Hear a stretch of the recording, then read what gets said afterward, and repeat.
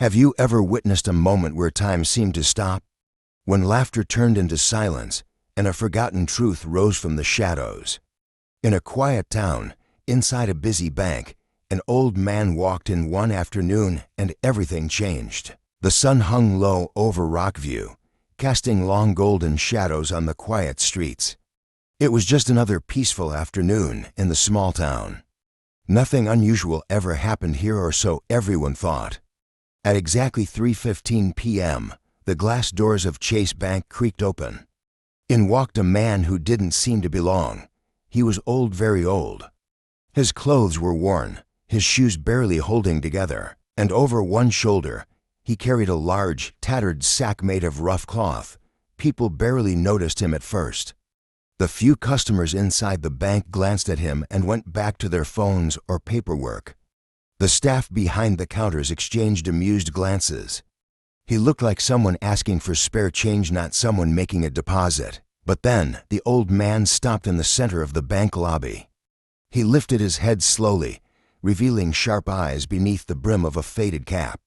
There was something in those eyes, something deep, something that made people pause.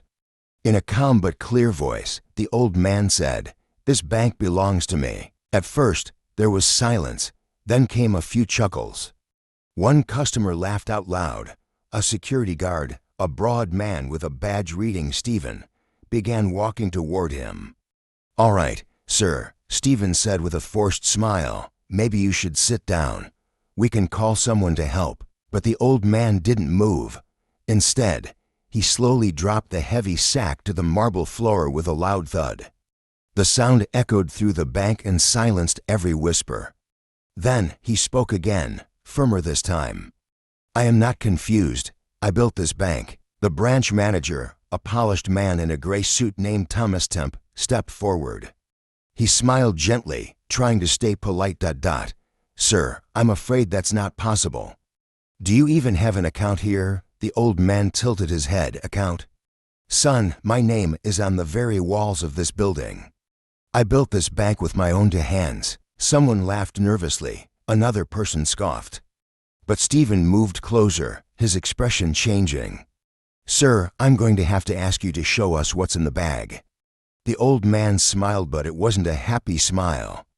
It was slow and heavy, filled with old memories and pain. He bent down and opened the sack. What spilled out wasn't junk. It wasn't old clothes or coins.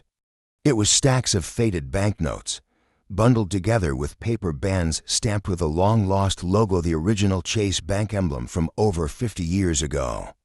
Alongside the notes was a thick, dusty ledger, its leather cover cracked with age. The room froze. Temp took a cautious step forward. His hands trembled slightly as he picked up the ledger and flipped through the yellowed pages. His eyes widened. "What is this?" he asked quietly. The old man nodded.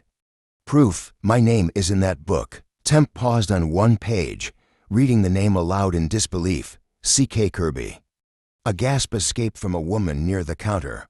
Another customer muttered, "That name. That's the founder of this bank." Temp looked at the man. "That can't be. C.K. Kirby would be over 100 years old by now." The old man's eyes shone. "And yet, here I am." Silence fell again, this time heavier. The truth pressed down on the room like fog. Stephen, the security guard, looked confused, unsure whether to call for backup or stand down. Temp stared at the documents, flipping page after page, examining signatures that matched those framed on the bank's walls. He looked up. "If this is real, then everything we've believed about this bank is a lie." The old man's voice turned sharp. "They took it from me, my own partner, John Williams. He changed the papers, convinced the board I wasn't fit to run it anymore. They erased me from the records." A quiet murmur spread.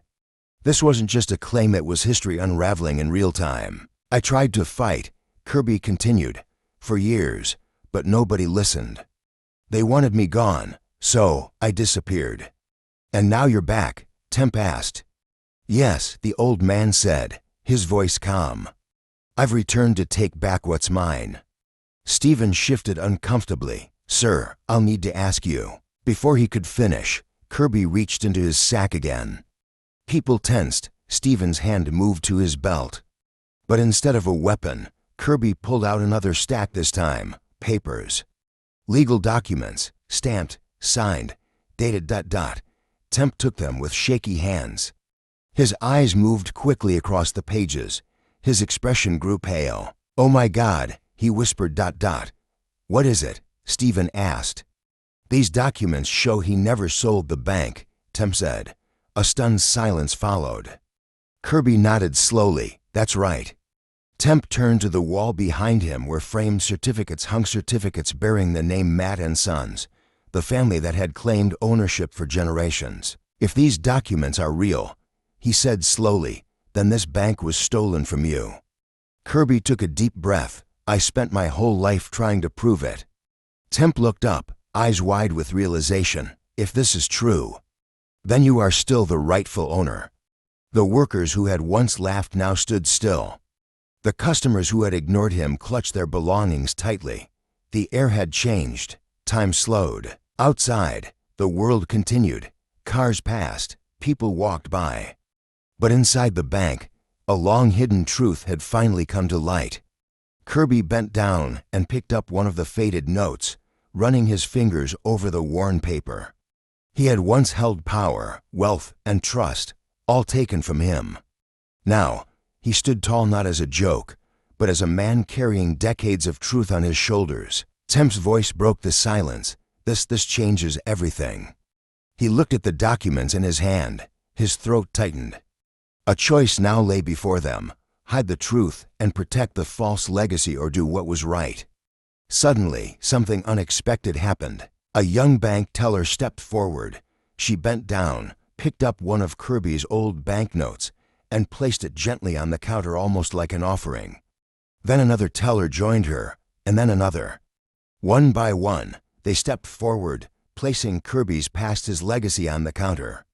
Steven didn't stop them. His hand dropped from his belt. He gave a small nod to the old man. Kirby stood silently. He had said all he needed to.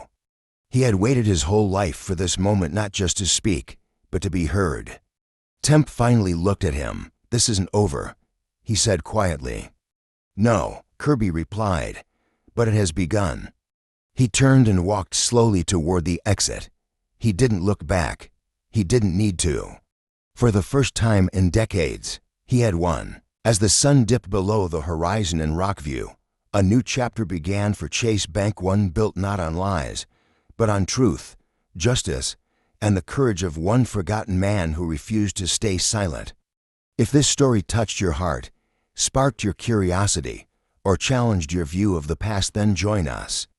Be a part of this journey to uncover more hidden truths and forgotten legends. Subscribe to Unfolded Tales Explained, hit the bell icon, and share your thoughts in the comments below. Because the past is never truly buried, and every story deserves to be heard.